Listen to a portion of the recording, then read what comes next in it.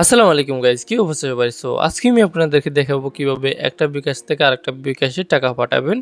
সেটা agent number হোক অথবা পার্সোনাল নাম্বার হোক, কিভাবে টাকা পাঠাবেন সেই প্রসেসগুলো এই ভিডিওর মাধ্যমে শিখতে পারবেন। এছাড়া কিভাবে মোবাইল রিচার্জ করবেন, বিকাশ অ্যাপটি কিভাবে ডাউনলোড করবেন, কিভাবে লগ ইন করবেন।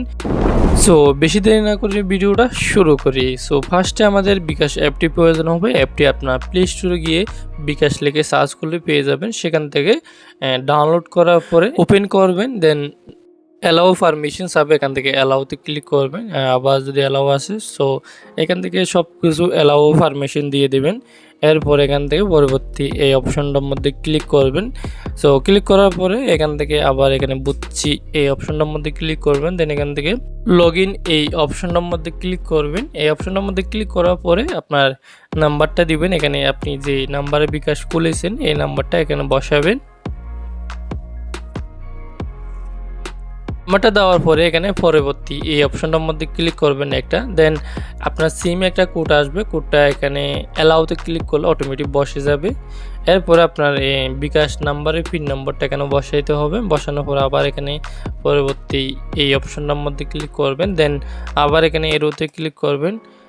আবার শুরু করেন এই অপশনটার মধ্যে ক্লিক করবেন। সো দেখতে পাচ্ছেন অ্যাপটা ওপেন হয়ে গেছে। এখন দেখাবো কিভাবে লেনদেন করবেন।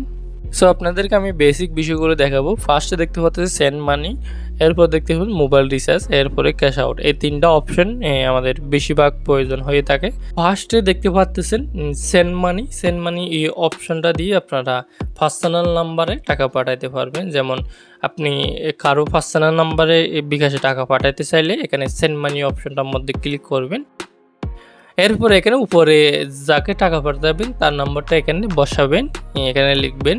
যদি যাকে টাকা পাঠাবেন তার নাম্বারটা আর এই ফোনে সেভ করা থাকলে এখানে নিচে সেভ নম্বরগুলো শো করবে। সো এখান থেকে আপনার এই যে নাম্বারে পাঠাবেন এই নাম্বারটা এখান থেকে সিলেক্ট করবেন। এরপর কত টাকা পাঠাবেন সেই অ্যামাউন্টটা বসাবেন এখানে। আপনি যদি 500 টাকা পাঠাইলে এখান থেকে 500 লিখবেন, 100 টাকা পাঠাইলে 100 লিখবেন। ওকে, অ্যামাউন্টটা লেখার পরে এখানে একটা অপশন দেখতেছেন, তীর অপশনটার মধ্যে ক্লিক করবেন। এরপরে আপনার পিন নাম্বারটা এখানে দিবেন। পিন নাম্বারটা দেওয়ার পরে আবার এখানে তীর অপশনটার মধ্যে ক্লিক করবেন।